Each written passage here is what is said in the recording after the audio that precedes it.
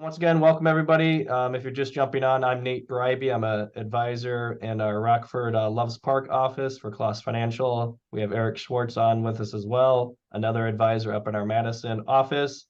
And our guest today is Tim Sugar with Fiduciary Partners. We're going to turn it over to him in a second to kind of go through his presentation on estate planning and independent trustee services. So he has a great presentation lined up for us. If you didn't hear the first time, everyone should be muted and with cameras off. But if you do have a question, please feel free to type it in the Q&A and chat feature. Eric and I will be monitoring that as we go along. Just a little bit of background on these webinars. We do 3 or 4 of these a year on different topics, such as Medicare planning was our most recent one we did a few weeks ago. You can find that on our website under resources and Klaas U webinars. We do have some other good presentations on Social Security and tax planning, so we try to get some timely topics throughout the year. So like I said, in a few weeks after this is completed, we'll have this posted as well for you to review. But feel free to kind of check out other presentations we've done in the past, and stay tuned for more in the future, I guess. But Eric, I will kind of turn it over to you to introduce Klaas Financial to everyone on here. I mean, most of these names we know are familiar, our clients, but for those who are not, we'll give a little bit of background of the firm, and then we'll introduce Tim and turn it over to him for the presentation. Sounds great. So as Nate mentioned, I'm Eric Schwartz. I'm one of the advisors in our Madison office. And just for a quick overview for those of you who may not know, Klaas Financial, we've been in business about 47 years. And we are a firm that specializes in retirement planning. Obviously, we work with folks all across the spectrum of ages, but that is really our specialty, is building and executing retirement plans. We serve about over 1,000 households across 32 states.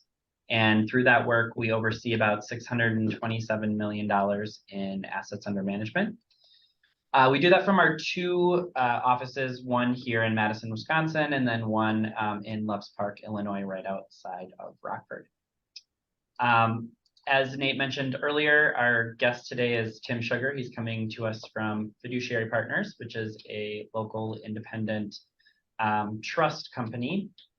And he's going to be talking a little bit about estate planning and also kind of weaving in how folks might think about using a corporate or professional trustee as part of their estate plan. So Tim, I will go ahead and turn it over to you, and we can get started. Yeah, great. Thanks, Eric. Thanks, Nate. Happy to be here and happy to be a Klaas trusted partner. So appreciate that, you guys. I'm happy to be doing this webinar and hope everyone finds it helpful. Is there a way you guys are monitoring chat questions, and that's just fine. I guess I would tell anybody that's listening, of course, feel free to shoot the chat question over, and Nate and Eric interrupt and bother anytime. I just am very easy with it, and I'm just happy to kind of have conversations as we go, if that makes sense from your perspective. So I'm going to attempt to share my screen here to see, make sure this works. Let's see. And Tim, while you're pulling it up, I'll just say to everybody, if we have time at the end, we'll also allow for live questions too, so we can unmute people at the end. If you just say, hey, I really have a detailed question that I kind of want to, ask verbally, we can wait to the end as well, and you can raise your hand or type that in the chat, and we can unmute you towards the end as well. So great. Of course, I'm trying to find the whoops, hold on a second. If we can see it, I forget. I think if you have to unclick the presenter view, Tim. Yeah. There you go. This one? Duplicate. Hit that top one. There we go. Okay. Did that work? Yes. Okay. Just went back.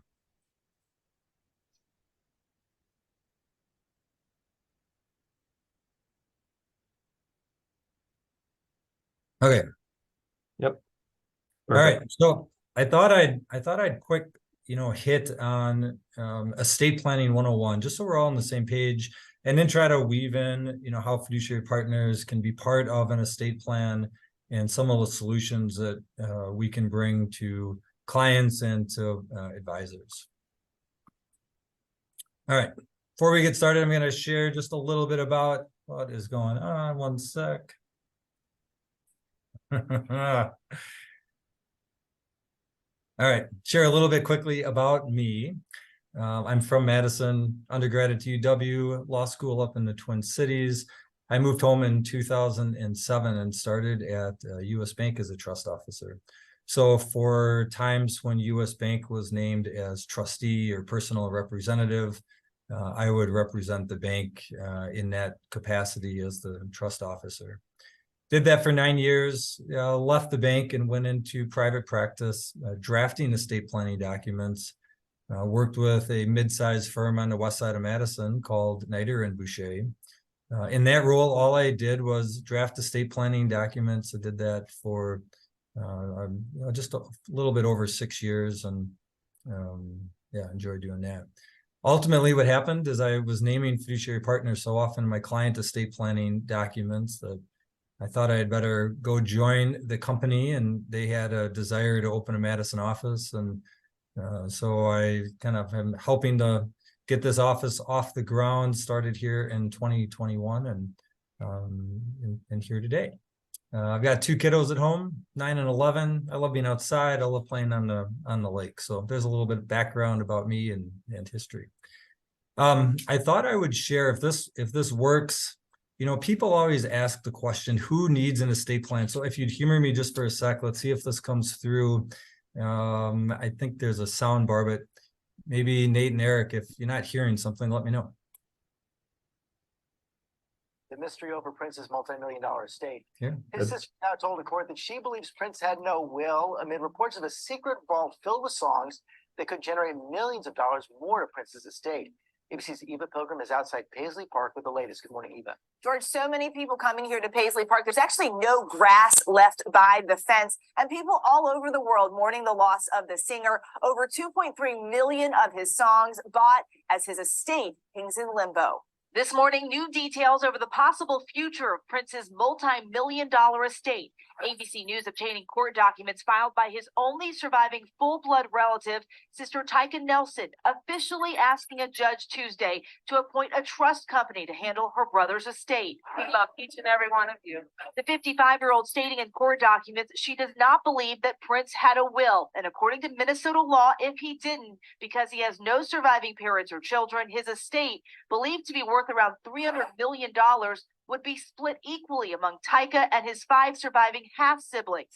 However, his estate stands to make a significant profit going forward. With 4 of his albums currently sitting atop the iTunes Top 5 chart, he is predicted to join the ranks of Elvis Presley and Michael Jackson, both who have made billions posthumously. Realistically, it seems to me that it depends so much on what battles ensue. It could be years. And it's not just those classic hits that could bring in big money. Prince's much talked about secret vault, which is believed to have enough unreleased music to release 1 album a year for the next. All right, I'm going to cut it out there just because I know we've got there's a lot here that I want to cover, but it's always shocking when you look through history and you see the famous people, the people with lots and lots of wealth who have passed without a will or any sort of estate plan in place, surrounded by advisors, and it just never got done for one reason or another. From a estate planning attorney perspective and from the role I'm in now perspective, it's always amazing. A couple of things that pop out to me there as I was watching that video, the ABC was able to get copies of his will, of his estate. More to come on that. Probate proceeding, right? Probate's a public matter. All of that stuff was easily attainable by the press, and it would also be the same if any of us have a probate and have a will, public records. Arguments, right? They're talking about the families and how long this is going to take. Again, bad planning, no plan, that just leads to conflict, leads to delay, and just causes a mess. The caption here, who needs an estate plan? I teach at the Consumer Science human ecology. They do a personal finance program. I teach an estate planning class over there. And some of the students will always say to me, they'll say, Tim, I have nothing. I don't have anything except for student loans. Do I really need an estate plan? And I say, well, you know, your stuff will ultimately get to where it needs to go, probably via the laws of intestacy, but a healthcare power of attorney is also part of an estate plan. Do you have a document in place that would give somebody the authority to act for you if you were incapacitated?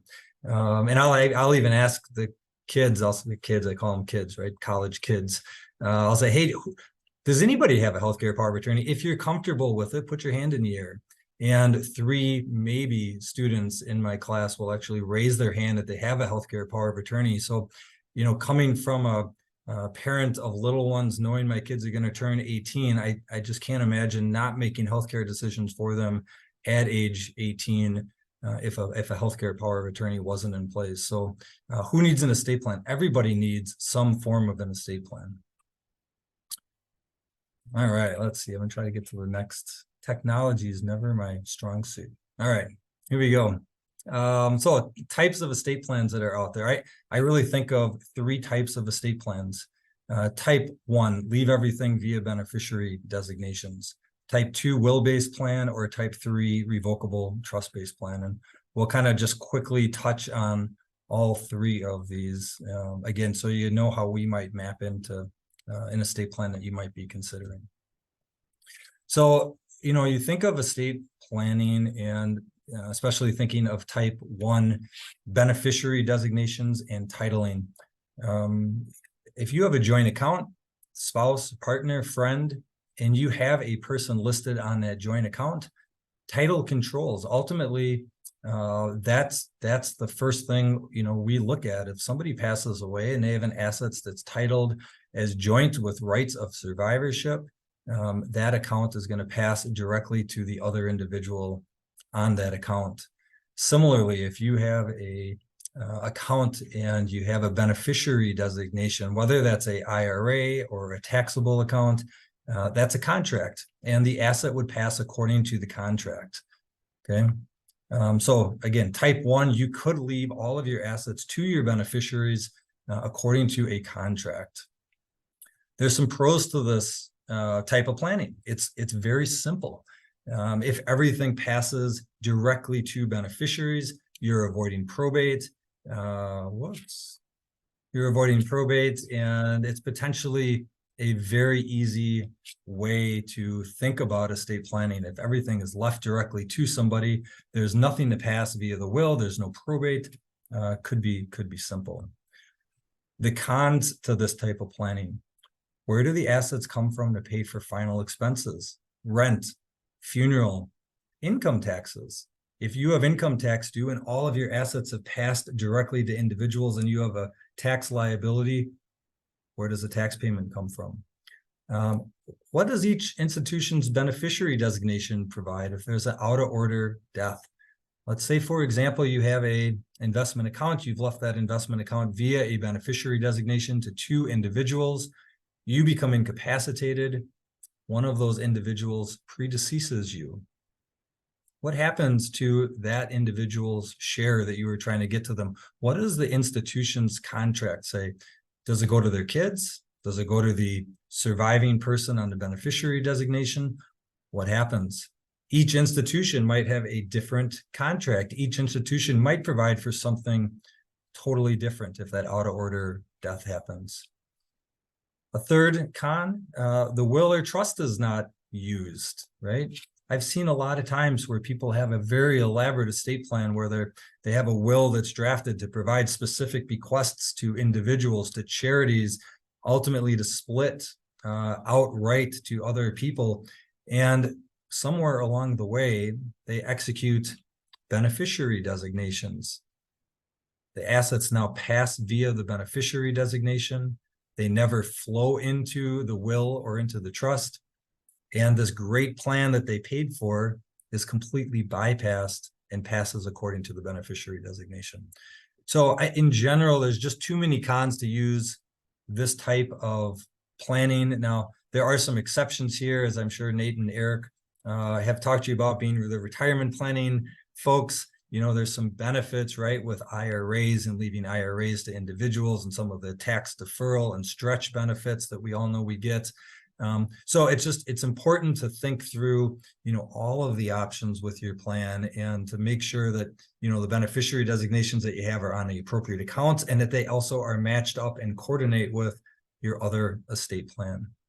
Could you talk about potentially that, some assets could pay to the estate and go through the will, right? And others may be, just like you mentioned, qualified assets may be better left to a named beneficiary, because you're right, if there's a bequest in the will to the church or something like that, at least having some asset or an appropriate amount of assets paid to that. Can you talk a little bit about where that may make sense?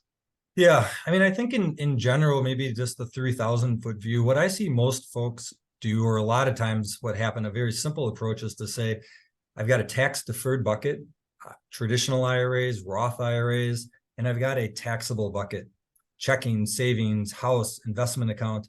The tax deferred bucket is often left via a beneficiary designation because people that leave those to individuals, they want to provide those individuals with the ability to open an inherited IRA and to continue to keep the IRA shell on it for their beneficiaries for the 10-year period to allow the tax deferred growth.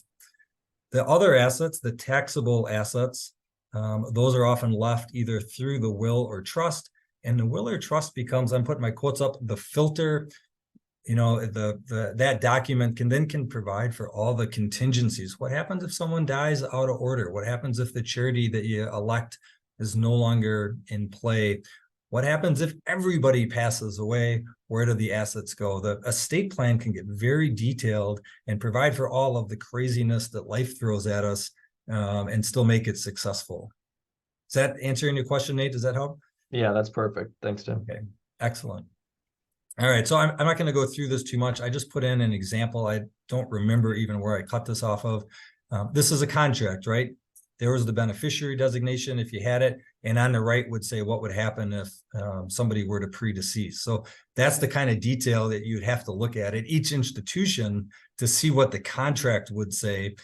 A suggestion or an idea from an estate planner is like, well, look, let's take all of the contracts out of play. Let's leave everything, maybe excluding retirement accounts, but let's leave all the taxable assets through the will or the trust. And guess what? Now the contract is the estate plan and you control what the estate plan says. You control the contract. And you've taken out all the different institutions where you might have assets at. You've taken out, 20 different contracts that you have to dive into the details and review. All right, a will-based plan. A will is just a legal document that coordinates the distribution of your assets. The will nominates a personal representative. Anything that passes according to will goes through a probate proceeding. Pros to a will, there's not as many documents to draft. It can be detailed, it can be simple. Again, it can provide for the out-of-order deaths. It gets the job done, right? Some cons to a will. The will nominates a personal representative, but that person that's nominated in the will, they don't have any actual authority to act until they've been appointed by the court.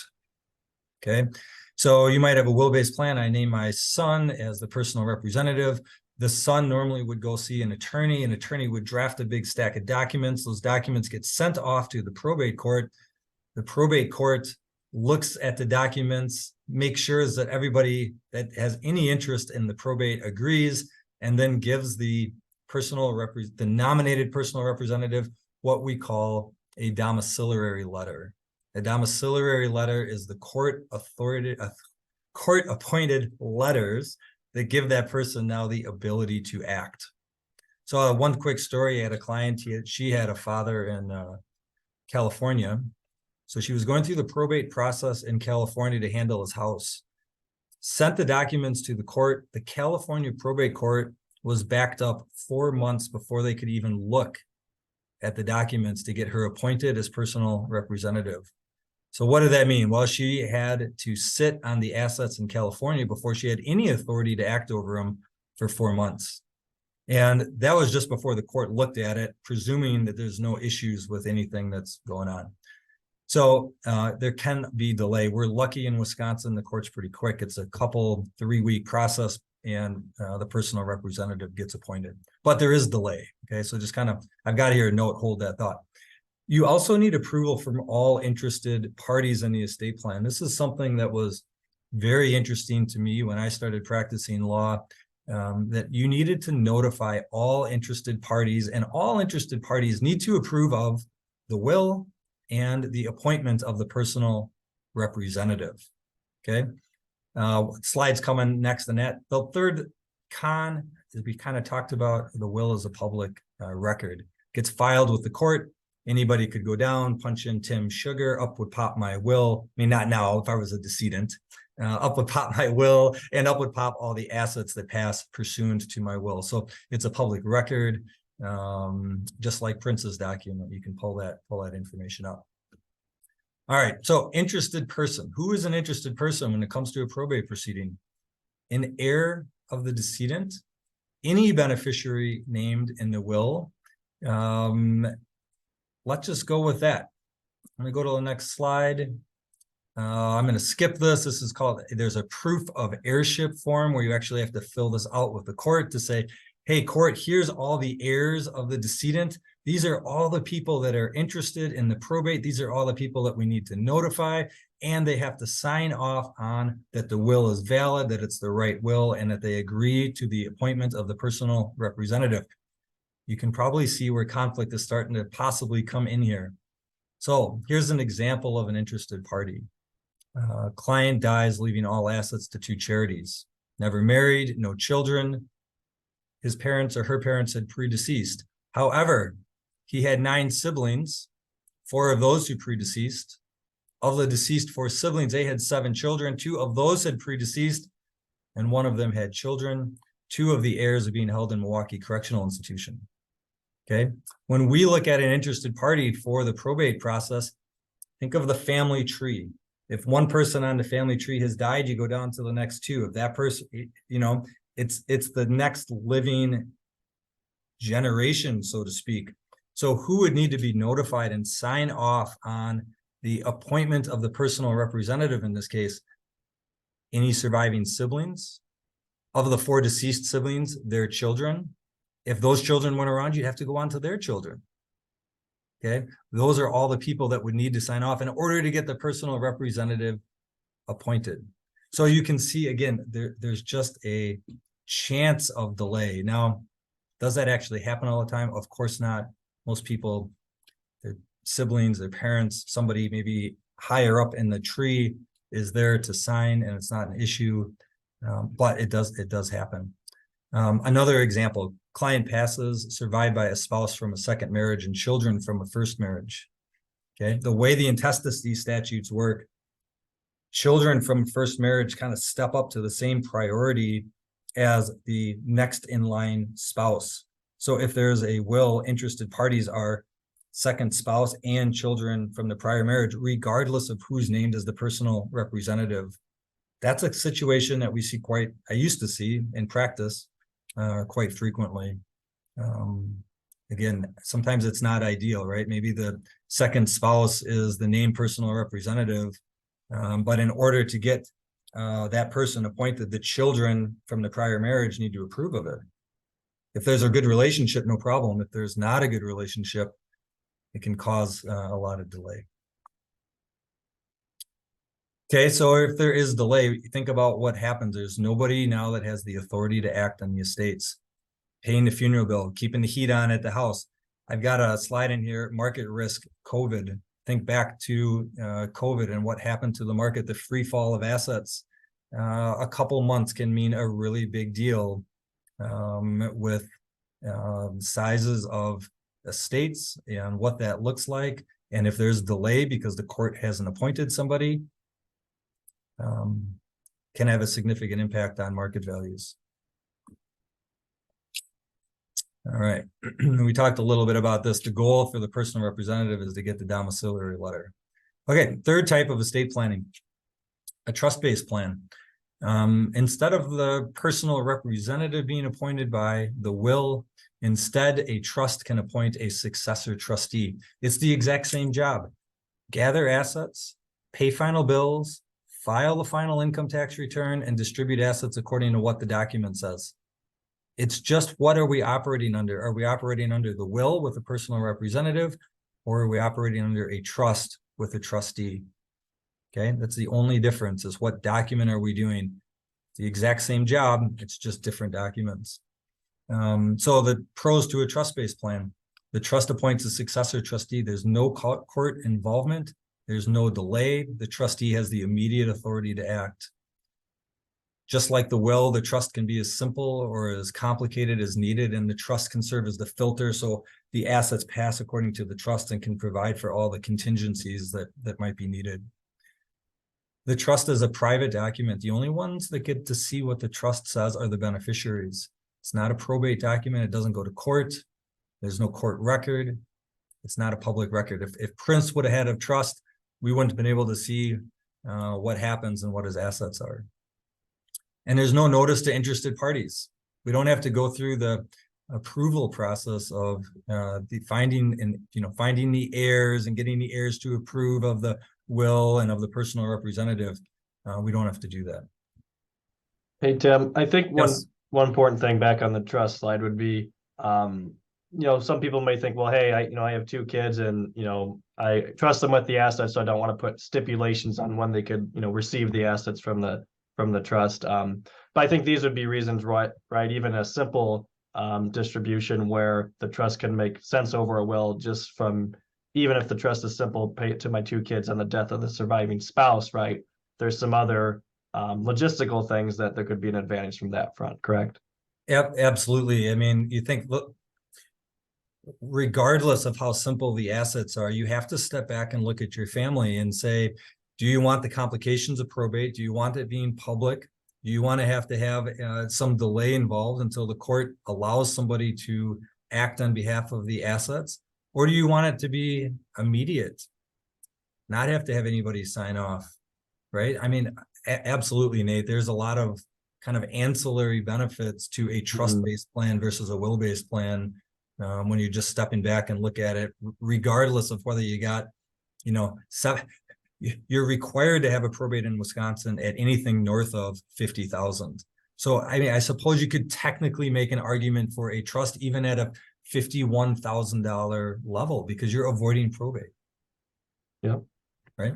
Tim, I think the other elephant in the room would be like cost. I know you can't speak to that directly, but you may have some experience in a prior life where, like, well, geez, is that going to cost me more for this trust, Tim, versus the estate versus the will-based plan? But can you talk about, well, maybe on the back end of settling an estate, right, or a probate, I should say, maybe the cost difference between those two? I'm looking for my cons slide, Nate, because I know I have. Oh, here we go. I buried it way down deep in the cons. No, I'm just kidding. So yeah, cons, right? More documents to draft. There's more upfront costs. So you got to draft a trust document. You have to have a will still. You still have a will. It becomes what's called a pour over will in case an asset is not retitled in the name of the trust, or a beneficiary designation is not added to the trust. You still have a will as part of a trust-based estate plan. So you're not getting out a document, you're creating more paperwork. In addition, you've got to fund the trust during your lifetime.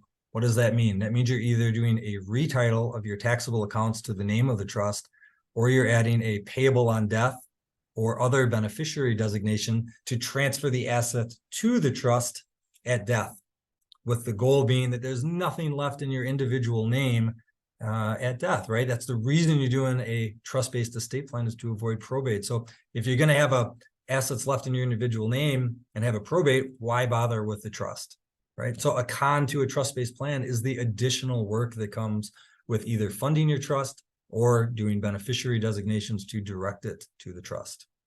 So costs. A trust plan, I'm going to just literally throw out a percentage. A trust plan is 30% more expensive than a will-based plan. Okay, so I've seen will-based plans go for, $500 to $1,500, probably in that way, maybe $2,000. Trust plans, you're probably starting at $1,500 on a very cheap end. I've seen trust plans with estate taxable estates. We're talking millions and millions of dollars here that have been over $30,000. right? So huge variance in fees to prepare these. It goes back, I think, to the simplicity.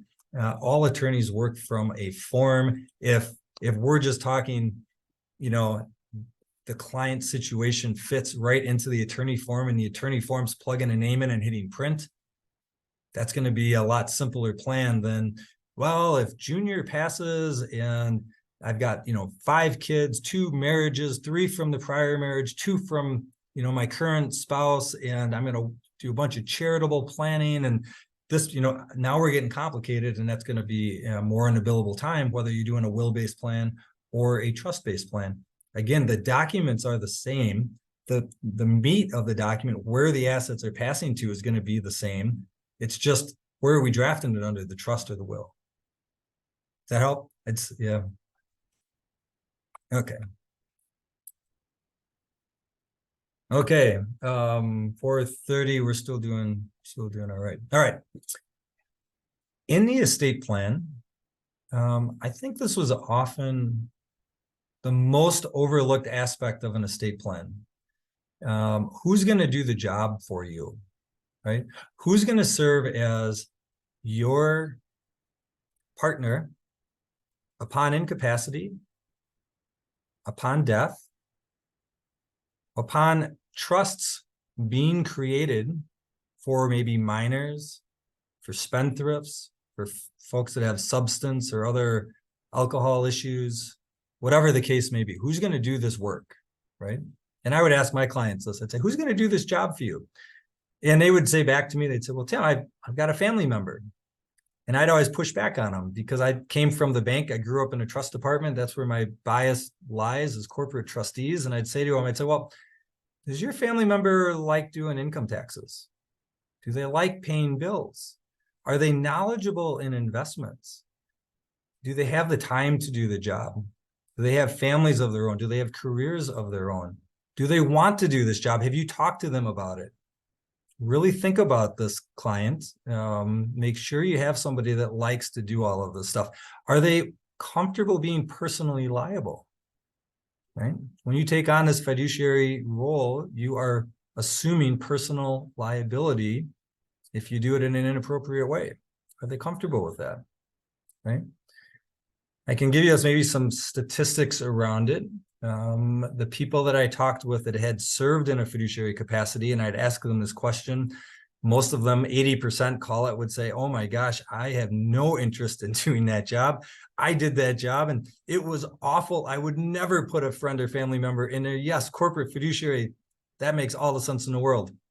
People that hadn't served in this role, they would say, I'm just going to name my friend or family member. I'm going to be dead or incapacitated. What do I care? They can do it and they'll just deal with it. It's fine.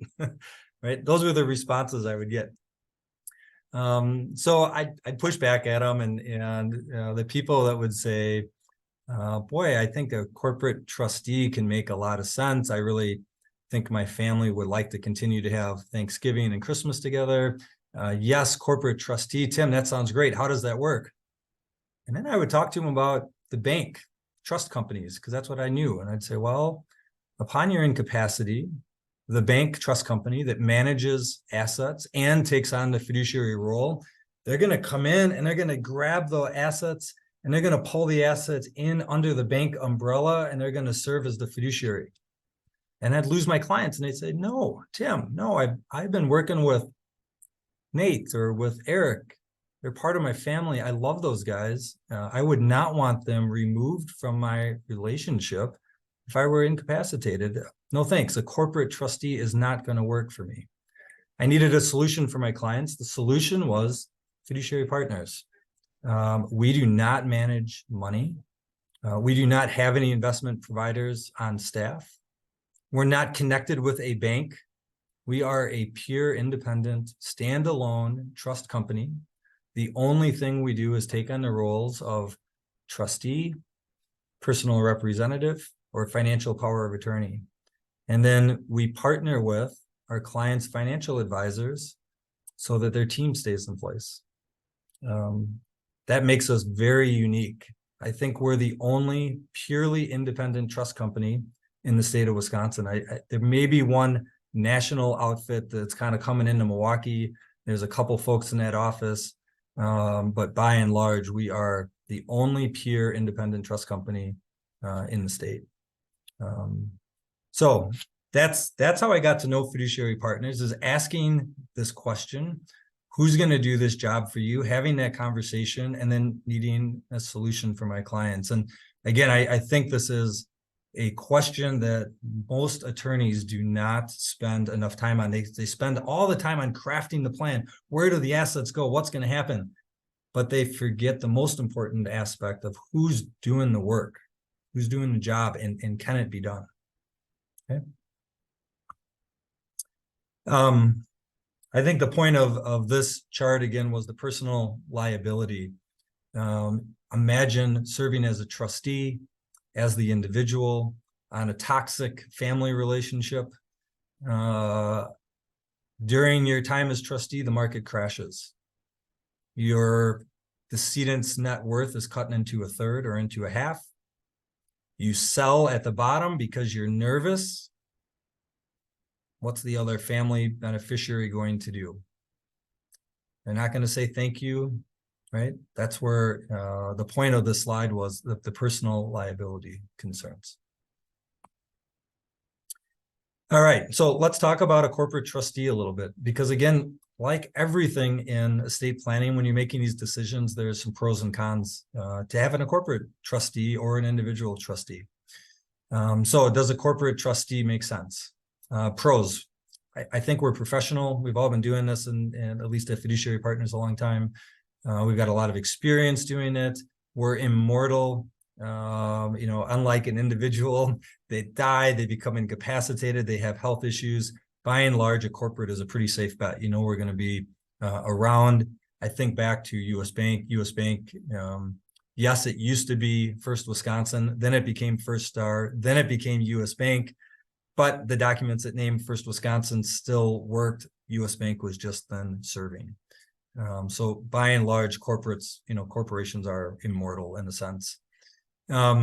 We're a neutral third party. We don't have the family baggage that comes sometimes with families and family members serving. Cons, we're going to charge a fee to do the job. I can share fee schedules if at the end here if we have time. But yeah, we do charge a fee. We don't do it for free. We do not know the family, right? Where an individual can come in and they can know, well, this person's got XYZ issues. They know it ahead of time. When we come in, often we're trying to get up to speed quickly with what's going on. And lastly, it's a corporate, right? The big bad corporate. Who wants to work with a trust company versus with a friend or family member? I would say that on the flip side of that, anytime we take on a new account, we get the beneficiary would get a dedicated trust officer. So it's not like it's a phone call to a 1-800. It's a phone call to, hey, my trust officer, I've got a question, I've got an issue, let's talk, let's meet in person. So it's, we try to make it as friendly and approachable as possible. I think most trust officers are in their role because they enjoy helping people.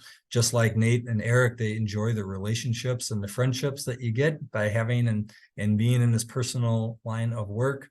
So we try to make it as friendly as possible. Can you talk about, how many, folks you have in distance and where you can serve across the country and things like that? That may be a question for people like, well, I'm retired in Florida or Arizona, how does that work? Yep. So we're headquartered out of Appleton, Wisconsin. We've got about 30 employees there. We've got 10 in our Milwaukee Brookfield office, 3 in our Madison office. We've been around about 21 years. We've got $2 billion in assets under current administration, and we're a privately held company with our shareholders by and large being employees. So from a size and standpoint, I think we're really nicely sized. As far as working across the country, when we're taking on the death work, right? You think about what has to happen there.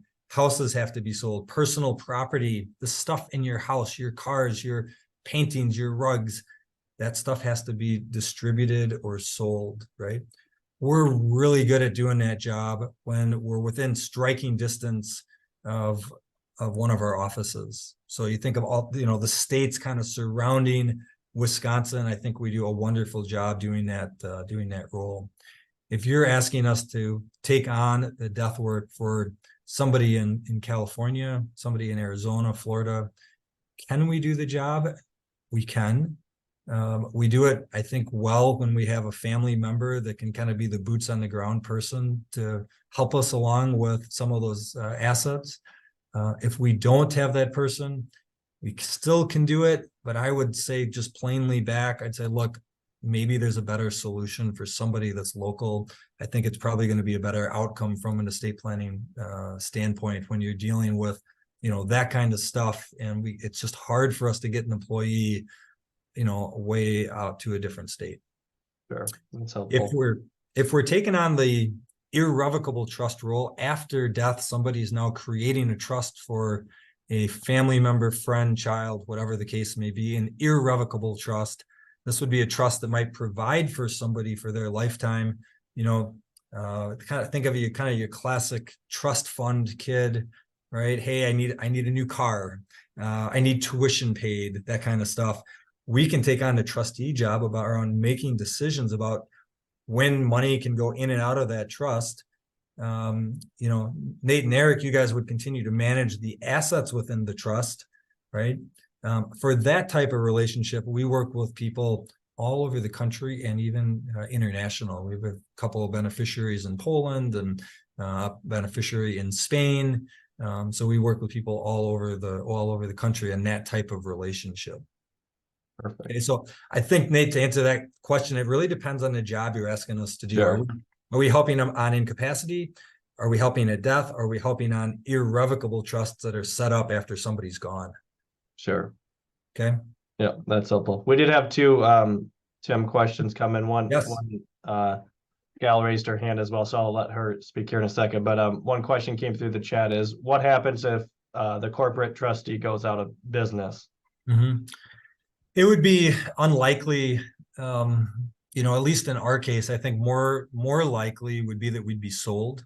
It's not our plan. We don't want to be sold, but that would probably be the most likely scenario, at least in our company's case.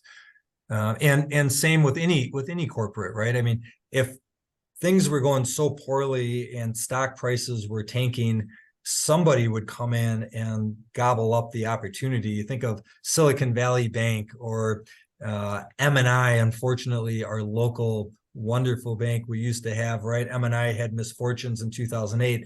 BMO came in and gobbled them up.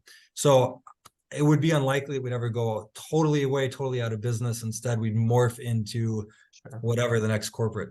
Now, at the same time, Nate, I would tell your client to say, you name a corporate, you name an individual in an estate plan, you have to pull your documents out. You have to look at them every couple of years and say, are we still comfortable with the individual or the entity serving?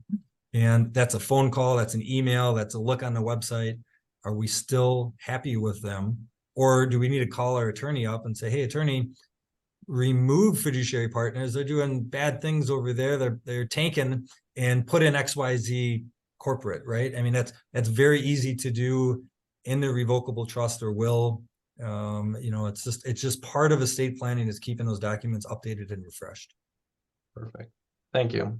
All right. One more, Tim. If Kate, I'm gonna allow you to speak here. So if you're ready, I'll go ahead and allow you to ask your question.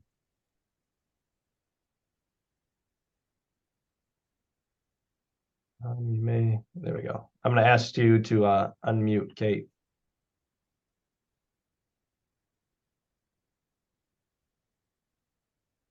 There you go. Go ahead, Kate, if you can hear us.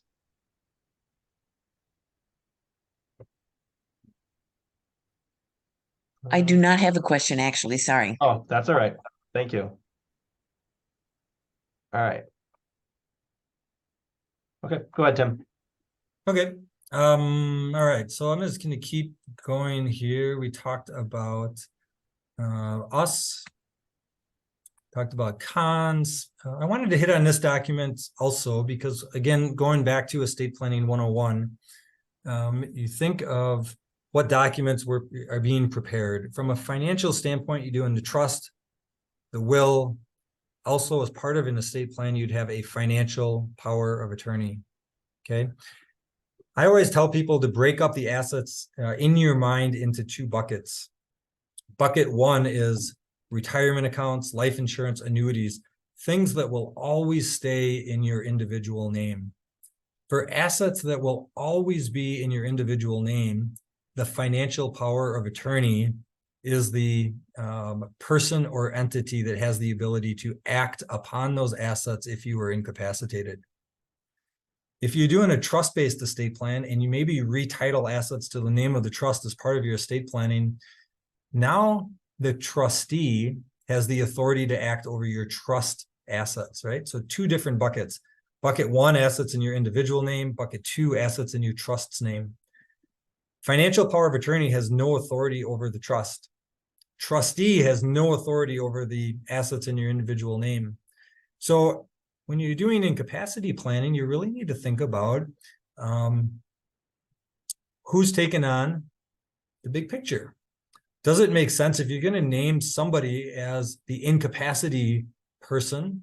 It probably makes sense to have them named to help over here on retirement accounts and also named over here to help on trust assets. So probably you would have somebody named as successor trustee of the trust upon incapacity and financial power of the attorney upon incapacity, so that that one person or entity is responsible for the whole big picture, instead of a disjointed approach where maybe individuals over here and trust companies over here. Okay, so financial power of attorney. Another thing that makes fiduciary partners really stand apart from other trust companies is that we're willing to take on the financial power of attorney role. Most bank trust companies, they're interested in managing assets. They're really not interested in performing the fiduciary job of financial power of attorney and trustee.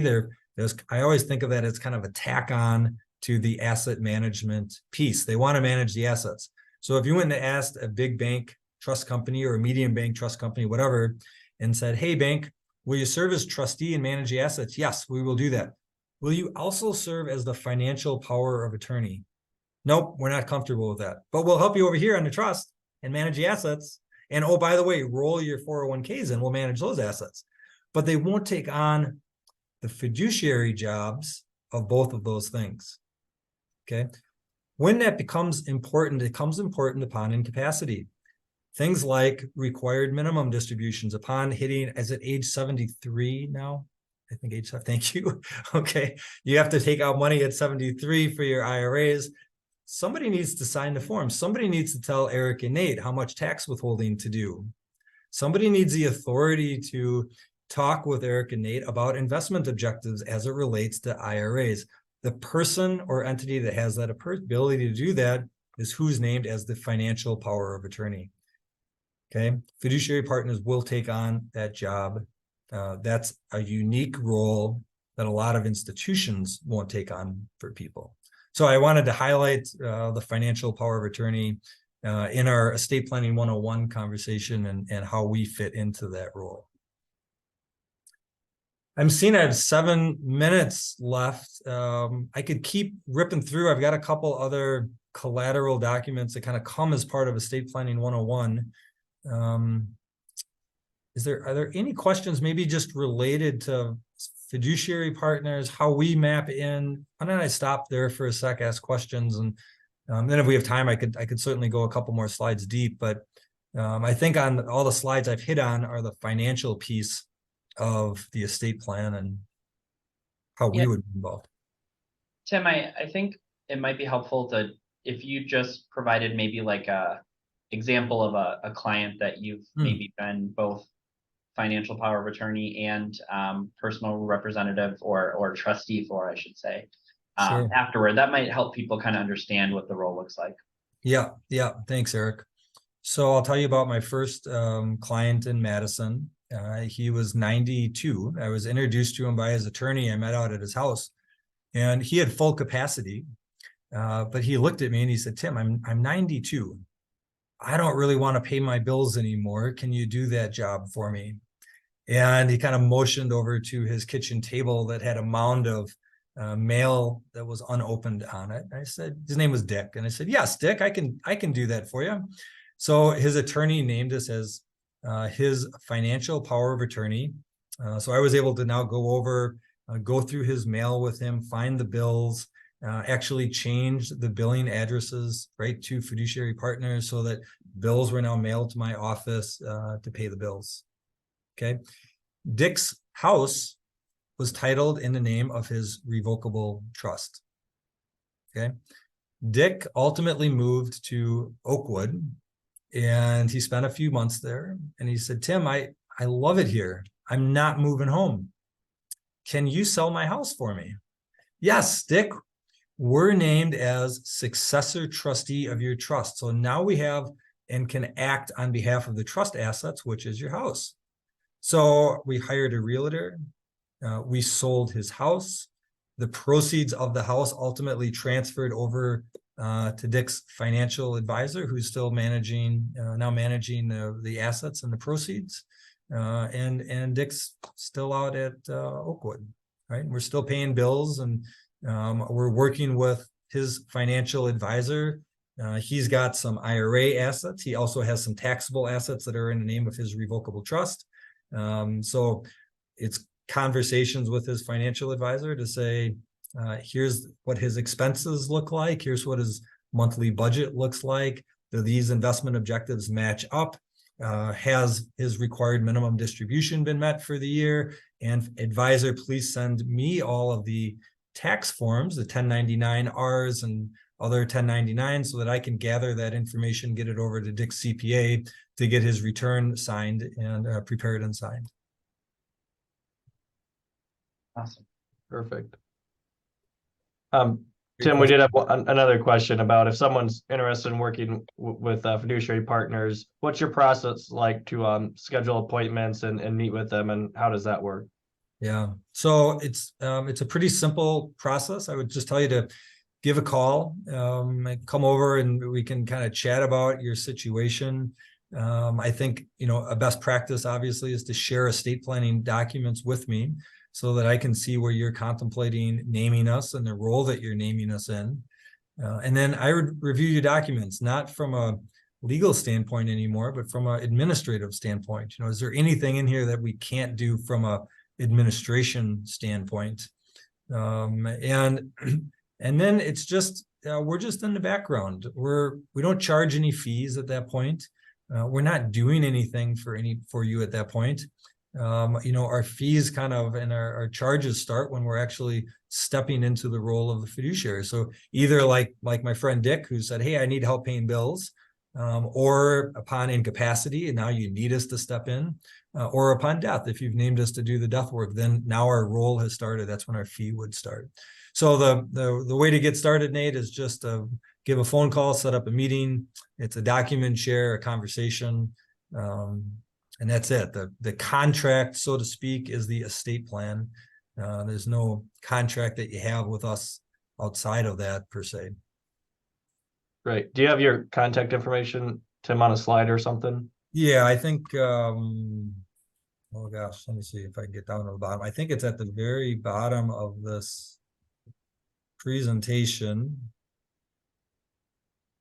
I can share this with you guys, or yeah, there it all is.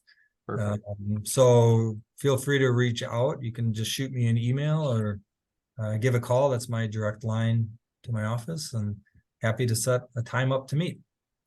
And we can do that jointly with your advisor or on your own, however you like to do that. Very good. Yep, so we're approaching the end of our time, so I guess we will hang out for a few more minutes, and like I said, if you have questions in either the chat or the Q&A, or you can use the raise hand feature at the bottom to ask a live question, and we will hang out for a few minutes to see if any questions come through. Great. While we're waiting, Eric, any other topics that we think are important to have Tim go over? Not that I can Not that I can think of, Tim, unless there's anything you wanted to add. I think we got a pretty good overview here. Yeah, I think we pretty much covered what was on my mind to share. Perfect. Okay. Well, great. Well, thank you everybody for attending. Tim, any final thoughts for us? I appreciate you putting the contact information up there. But any other final thoughts for us? Nope, I just tell you, thanks for having me, and feel free to reach out if there's any questions. All right. Thanks, Tim, and thanks everyone for joining. Like I said, this will be posted on the website in a few weeks if you need to rewatch it. And feel free to reach out to your primary advisor here at Klaas if you want to discuss with us and Tim about your situation and where this may make sense for you. And until the next time, enjoy your evening, and we'll talk to you all soon. Thank you.